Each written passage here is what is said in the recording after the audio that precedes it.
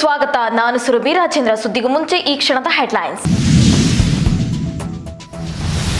ವಿಶ್ವದೆಲ್ಲೆಡೆ ಸಂಚಲನ ಸೃಷ್ಟಿಸಿದ ಇಸ್ರೇಲ್ ಇರಾನ್ ದೇಶಗಳ ನಡುವಿನ ಸಂಘರ್ಷ.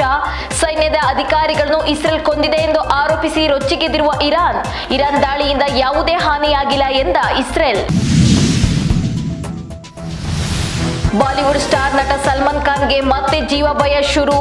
ಮುಂಬೈ ಬಾಂದ್ರಾದಿಂದ ಗ್ಯಾಲಕ್ಸಿ ನಿವಾಸದ ಮೇಲೆ ದುಷ್ಕರ್ಮಿಗಳಿಂದ ಫೈರಿಂಗ್. ಇಷ್ಟೆಲ್ಲ ಭದ್ರತೆ ಇದ್ದರೂ ಸಲ್ಲು ಮೇಲೆ ಕೊಲೆ ಬೆದರಿಕೆಗೆ ಕಾರಣವೇನು?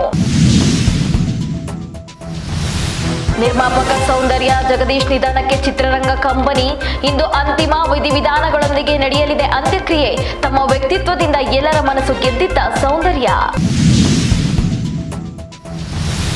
ಟ್ರಕ್ಗೆ ಕಾರು ಹಿಂದಿನಿಂದ ಡಿಕ್ಕಿ ಹೊಡೆದ ಕೂಡಲೇ ಹೊತ್ತಿಕೊಂಡ ಬೆಂಕಿ. ರಾಜಸ್ಥಾನದಿಂದ ಸೀಕರ್ ಜಿಲ್ಲೆಯ ಹೆದ್ದಾರಿಯಲ್ಲಿ ನಡೆದ ಭೀಕರ ಅಪಘಾತ. ವಿಷಯ ತಿಳಿದು ಕೂಡಲೇ ಘಟನಾ ಸ್ಥಳಕ್ಕೆ ದೌಡಾಯಿಸಿದ ಪೊಲೀಸರು. ಟೈರ್ ಬ್ಲಾಸ್ಟ್ ಆಗಿ ಪಾದಚಾರಿಗಳ ಮೇಲೆ ಬಿದ್ದ ಟಿಪ್ಪರ್ ವಾಹನ.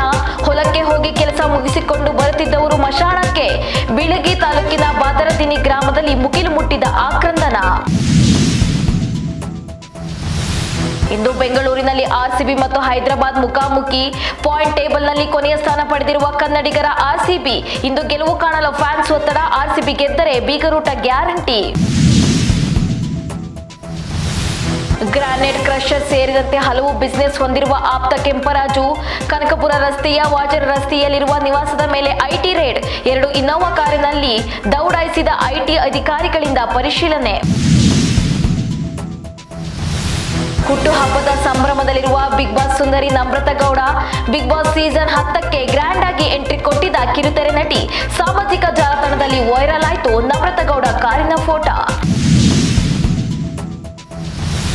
ಪ್ರಧಾನಿ ಮೋದಿಯನ್ನು ಅದ್ದೂರಿಯಾಗಿ ಬರಮಾಡಿಕೊಂಡ ಹಿರಿಯ ನಾಯಕರು.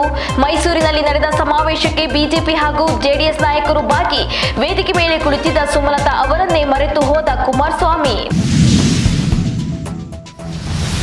136 ಸ್ಥಾನ ಗೆದ್ದ ಇಬ್ಬರು ಮಹನೀಯರು ಬಿಜೆಪಿ ಸೋಲಿಸಬೇಕು ಅಂತಿದ್ದಾರೆ.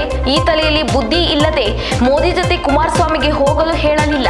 ಅಯ್ಯಯ್ಯೋ, INDIA ಅಂತೆ ಯಾರು ಈ ದೇಶ ನಡೆಸ್ತಾರೋ ಎಂದ HDD. ಇದಿಷ್ಟಾಗಿತ್ತು ಈ ಹೊತ್ತಿನ ಅಪ್ಡೇಟ್ಸ್. ಮತ್ತಷ್ಟು ಮಾಹಿತಿಗಾಗಿ ನೋಡ್ತಾ ಇರಿ ನಮ್ಮ ವಿಜಯ ನ್ಯೂಸ್. ಭರವಸೆಯ ಬದುಕಿನ ವಿಜಯ. ನೀವು ನೋಡ್ತಾ ಇದ್ದೀರಾ ನಮ್ಮ ವಿಜಯ ನ್ಯೂಸ್. ಭರವಸೆ ಬದುಕಿನ ವಿಜಯ.